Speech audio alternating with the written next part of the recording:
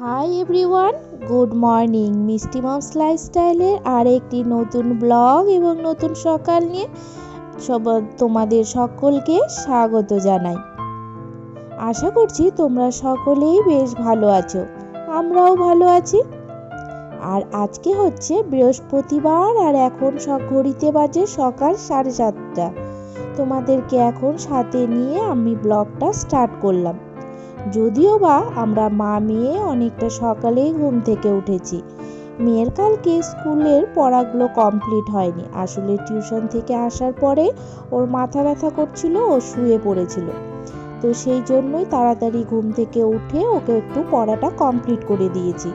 তারপরে মেয়েকে পড়িয়ে নিয়ে আমি চলে এসেছি মেয়ের স্কুলের টিফিন বানানোর জন্য। আর একদিকে ভাত বসিয়ে দিয়েছিলাম, সেই ভাতটাও কমপ্লিট হয়ে গেছে। তো এখন টিফিনে ওকে বানিয়ে দেব আমি রোল। যেহেতু মেয়েকে সকালে ঘুম থেকে উঠিয়েছিলাম, তো ও আগেই বলেছিল মামাকে রোল বানিয়ে দেবে, সেই মতোই ও রোলটা বানিয়ে দিচ্ছি। আর যদি না বানিয়ে দিই তাহলে মেয়েটার আমার মন ছোট হয়ে যাবে, তাই না? আর এরকম করেই তো বাচ্চাদেরকে আমাদের পটিয়ে পাটিয়ে পড়াতে হয়, কিছু করার নেই। যাই হোক, তো এখন দেখো ও রোল বানানোটা আমার কমপ্লিট হয়ে গিয়েছে। তবে আমি মাঝখান থেকে রোলটা দুটো ভাগ করে দিয়েছি, কারণ ওরা স্কুলে শেয়ার করে অনেক সময় খায়। তখন ও রোলটা যদি কেউ চায় তাতে তখন ও দিতে পারবে না। আর এগুলো তো একটু লোভনীয় জিনিস, আর বাচ্চাদের দেখবে একটু হয় আর কি। তো আর একটা বক্সের মধ্যে দিয়ে দিলাম হচ্ছে সস, কারণ এই রোলের মধ্যে যদি আমি এখন সসটা দিয়ে দিতাম তাহলে একবারে নেতিয়ে পড়তো, খেতে অতটা ভালো লাগতো না। আর এই ঠান্ডার সময় এমনিতে গরম গরম খাবার খেতে ভালো লাগে, তো যদিও গরম থাকবে না তবুও নেতিয়ে পড়লে আরও টেস্ট লাগবে না। সেই জন্য আর কি আলাদা বক্সের মধ্যে একটু দিয়ে দিয়েছি সস। তো এই দিয়ে ঠেকিয়ে খাবে, তাহলে খেতে ওর বেশ ভালো লাগবে। তারপরে মেয়েকে ড্রেস পরিয়ে কমপ্লিট করিয়ে নিয়ে এইবার আমরা মা মেয়েতে চলে যাচ্ছি মেয়েকে বাসে তুলবো করে। আর মেয়ে তো খুব হ্যাপি, কারণ ওর ফেভারিট টিফিন হয়েছে, ও যা বলেছে সেটাই বানিয়ে দিয়েছি। তবে আমাদের এদিকে আজকে কুয়াশাটায় একটু কম ছিল। তো দেখো, আমরা দাঁড়িয়ে থাকতে থাকতে মেয়ের বাসও চলে এলো, আর মেয়েকে বাসে উঠিয়ে আমি বাড়িতেও চলে এসেছি। তবে এই খাটের বেডশিটটা দেখেছই একটু নোংরা হয়ে গিয়েছে, তার মধ্যে মেয়েকে খাওয়াতে গিয়ে বেডশিটের মধ্যে একটু পড়েছিল, সেটা হলুদের দাগও লেগেছে। না তুললে পরে হতোই না, দেখতে একদমই বাজে লাগছিল। তো এইদিকে দেখো, আমার বেডশিটটা চেঞ্জ করা কমপ্লিট হয়ে গিয়েছে। আর যেহেতু আজকে বৃহস্পতিবার, তবে জানো আমাদের আজকের এই দিনটা কাজ কিন্তু একটু বেশিই থাকে। আর তাড়াহুড়ো করে তাড়াতাড়ি একটু পুজোটা দেওয়ার আমরা সকলেই চেষ্টা করে থাকি। তো তেমনটাই আমিও কেন বাদ থাকবো, আমিও হচ্ছে আজকে তাড়াতাড়ি করছি যে একটু পুজোটা তাড়াতাড়ি দেব করে। আর জানো, সকালে এখন বানিয়ে নেব আমি চুষি পিঠে। তবে চুষিগুলো আমি কালকে রাত্রেই বানিয়ে রেখে দিয়েছিলাম ফ্রিজে, কারণ অমিত বাড়িতে না থাকলে আমাদের মা মেয়েতে তেমনটা রান্নার কোনো চাপ থাকে না। সেই জন্যই আমি হচ্ছে কালকে রাত্রেই বানিয়ে নিয়েছিলাম। আর অমিত আজকে সকালেই বাড়িতে ঢুকেছে, তো ও তো ওই ঘরে শুয়ে আছে। তো আমি ভাবলাম কি এইদিকে আমি পিঠেটা বানিয়ে নিই। তো একদিকে তো দেখো দুধ বসিয়ে দিয়েছি, দুধটা সুন্দর করে জাল দেব করে। আর যতক্ষণে দুধটা আমার জাল হবে আমি ততক্ষণে এলাচগুলো গুঁড়ো করে নিয়েছি। আর দুধটা দেখো সুন্দর করে ফুটে এসছে, আর উপর থেকে এলাচ দিয়ে আরও ভালো করে জাল দিয়ে দিয়েছি দুধটা।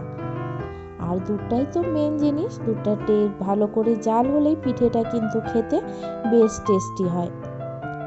তো যেহেতু এটা কালকে বানিয়েছিলাম ফ্রিজে রেখে দেওয়াতে একটু গায়ে গায়ে লেগে গেছে আর কি। ভেবেছিলাম হয়তো দুধে দেওয়াতে দলাই পেকে থাকবে, কিন্তু তা হয়নি গো। দুধে দেওয়ার পরে যেন পুরোটা একবারে ঝরঝরে হয়ে গিয়েছে। আর বেশি তো নাড়াও যায় না, কারণ একটুতেই নাড়া দিতেই ভেঙে যাবে আর গলে যাবে। সেই জন্যই হালকা হাতে আলতোভাবে নেড়ে করছি আর কি। তো দেখো কি সুন্দর সবগুলো একবারে ঝরঝরে হয়ে গিয়েছে। তো দুধটা দেখো সুন্দর করে ফুটে এসছে, তবে নাড়া দিয়ে বোঝা গেল যে এখন আমার পিঠেগুলো বেশ সুন্দরভাবে সেদ্ধ হয়ে এসছে। তারপরে গ্যাসটা অফ করে দিয়েই আমি দিয়ে দিয়েছিলাম খেজুরের গুড়। ওই যে দুধটা যেন কেটে না যায় তার ভয়েই আমি গ্যাসটা অফ করে দিই। যদিও গুড়টা বেশ ভালো, কিন্তু কেটে যাবে না বলেছিল, তবুও ভয় লেগেছে এতটা দুধ না হলে আমার নষ্ট হয়ে যাবে। তো আমি একটু রসই নামিয়েছিলাম, মানে গ্যাসটা অফ করেছিলাম, কারণ এটা ঠান্ডা হলেই টেনে নেবে দুধটা, সেই জন্য আর কি। আর দুধটা যদি একদম অনেকটাই টেনে নেয় তাহলে কিন্তু খেতে একদমই ভালো লাগে না। তবে আমার লাস্ট পর্যায়ে এরকম এসছে থিকনেসটা, তবে একদম পারফেক্ট হয়েছিল পিঠেগুলো, খেতেও কিন্তু বেশ টেস্টি হয়েছে।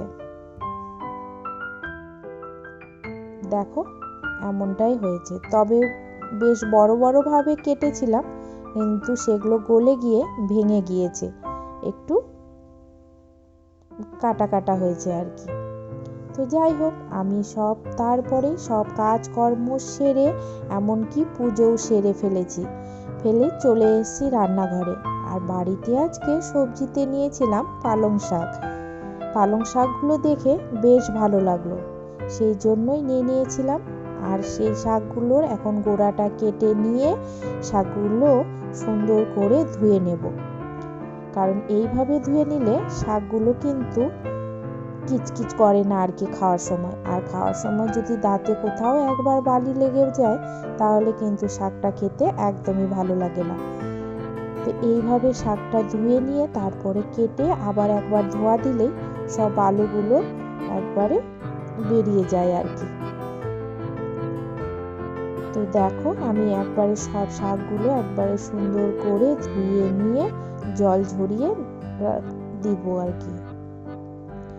তো তারপরে নিজের জন্য বানিয়ে নিয়েছি পরোটা, কারণ অনেকটাই বেলা হয়ে গিয়েছে আর অমিত ওদিকে ঘুমিয়ে আছে, ও তো এখন উঠবে না। তো আমার প্রচণ্ডই খিদে পেয়ে গেছে, তো সেই জন্যই আমি দুটো পরোটা বানিয়ে নিয়েছি। তবে দুটো পরোটার মধ্যে আমি একটা পরোটাই খেতে পেরেছি, দুটো পরোটা আর খেতে পারিনি, কারণ সাথে যেহেতু একটা মিষ্টি ছিল, আবার তোমার হচ্ছে পিঠে ছিল, তো সেই জন্য অতগুলো তো একসাথে খাওয়া যায় না।